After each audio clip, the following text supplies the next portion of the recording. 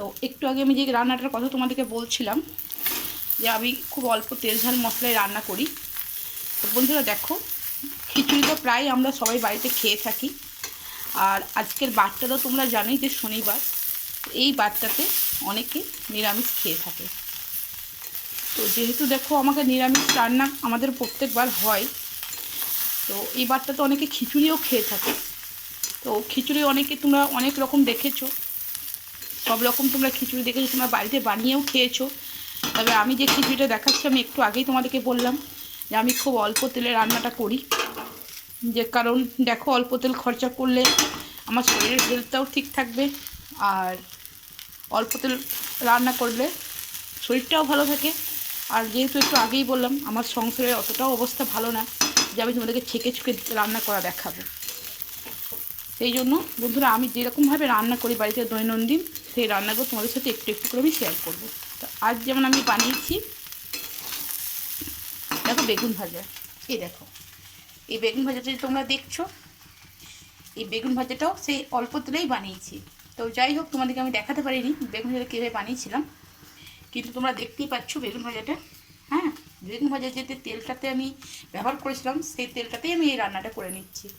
তো দেখো, খিচুড়ি তোমরা অনেকে অনেক রকম ধরনের খেয়েছো, তবে আমি যেভাবে খিচুড়িটা বানাই একদম অল্প তেলের মধ্যে, দেখো সব সবজিগুলোকে দিয়ে দিয়েছি, দেখতেই পাচ্ছ। এখানে চাল আছে, তোমার বিনস আছে, সব রকম সবজি দেওয়া আছে। আমি যেমন এতে ইউজ করেছি মটরশুঁটি আছে, গাজর আছে, আলু আছে, ফুলকপি আছে।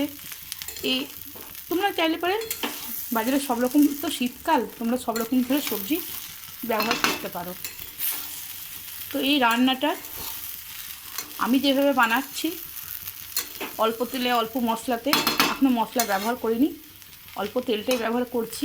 তো বন্ধুরা, তোমরা তো সব রকমের রান্না বানিয়ে খেয়েছো, তো প্লিজ এইভাবে একবার বানিয়ে খেয়ে দেখো, আর কেমন লাগে আমাকে প্লিজ কমেন্ট করে বলো।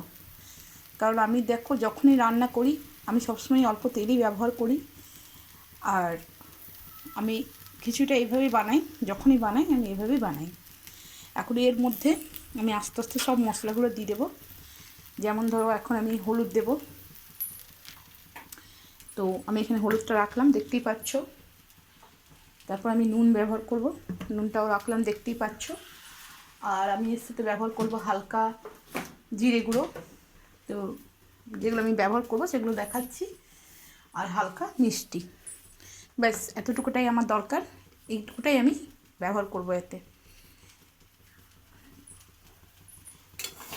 তো আমি 2 মিনিট পর আবার আসছি তোমাদেরকে পুরো ভিডিওটা দেখাবার জন্য। তো আমি এখন এই পর্যন্ত রাখছি, আমি একটু পরে আবার এই ভিডিও নিয়ে আবার তোমাদের সামনে আসছি। তো নমস্কার বন্ধুরা, যদি ভালো লাগে প্লিজ কমেন্ট করো আর পাশে থেকো।